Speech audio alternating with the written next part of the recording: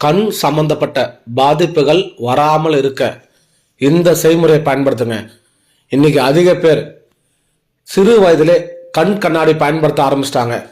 தூர பார்வை சரியா தெரியல, கிட்ட பார்வை சரியா தெரியல, கண்ணில் புற வருது அப்படின்னு சொல்லிட்டு நீங்க நிறைய பேர் கண் கண்ணாடி பயன்படுத்த ஆரம்பிச்சிட்டாங்க.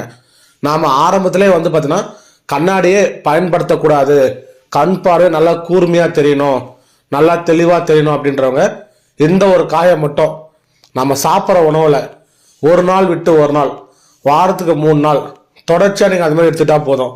கண் பார்வையே உங்களுக்கு நல்லா பளிச்சுன்னு தெரியும். கண் கண்ணாடியே போட வேண்டிய அவசியம் கிடையாது. மஞ்சள் பூசணிக்காய் நீங்க சாப்பிட்ற உணவுல காலையிலோ இல்ல மதியமோ ஏதாவது ஒரு வேளை நீங்க கூட்டா செஞ்சு சாப்பிட்டா மட்டும் போதும். கண் சம்பந்தப்பட்ட பாதிப்புகள் உங்களுக்கு எப்பயுமே வராது. கண் குறைபாடுகள் இருந்தாலுமே உங்களுக்கு படிப்படியா சரியாயிடும்.